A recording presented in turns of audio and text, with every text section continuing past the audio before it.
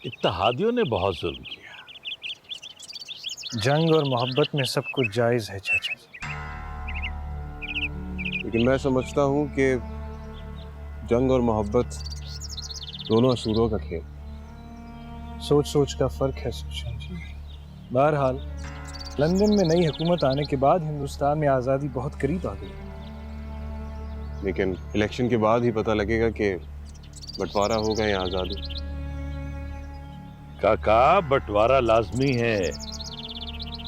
मुझे तो लगता है अगर कांग्रेस ने बंटवारा रोकने की कोशिश की तो बहुत खून बहेगा। मैं नहीं मानता इस बात को। लेकिन मैं मानता हूं, इसलिए कि हमारे बड़ों ने कहा है कि जब अंग्रेज यहां से जाएगा तो बहुत खून बहेगा। अच्छा छोड़िए ना इन बातों को। दामाद जी आप बताइए हमारे कुड़मों का क्या हाल है? सब कुशल मंगल है ना वहाँ? जी भगवान की कृपा है, सब ठीक है। वो सब तो आना चाह रहे थे अगले महीने यहाँ, लेकिन निक्की ने अचानक शोर मचा दिया कि चलो। पिताजी ने कहा कि ले जाओ इसे, हमने जब आना होगा आ जाए। वो लड़की तो पागल है बिल्कुल। पहले आपके साथ गई नहीं और अब आपको नाहक परेशान किया। अरे दामाद जी, हमारे तो बच्चे ही ऐसे हैं। अब प्रीतो को देख लो, कितनी अच्छी है।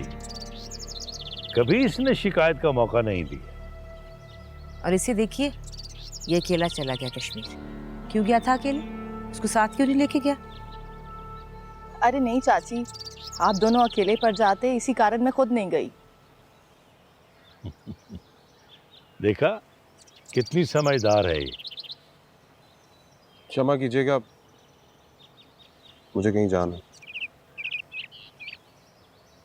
कांग्रेस के जलसे में ही जाना होगा, और कहाँ जाना है इसने।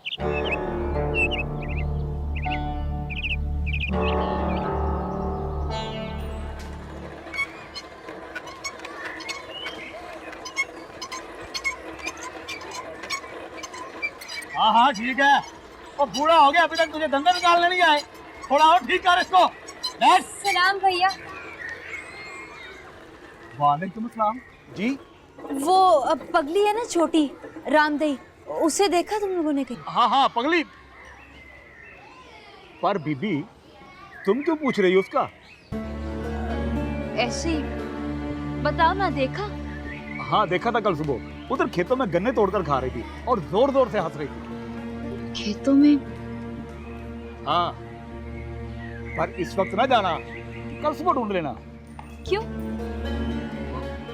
उधर सुना है डाकू आए हुए हैं जो उन्हीं खेतों में छुपे हुए हैं। और वो तो पगली है। तुम तो समझदार हो ना, रशीद की घर वाली हो ना।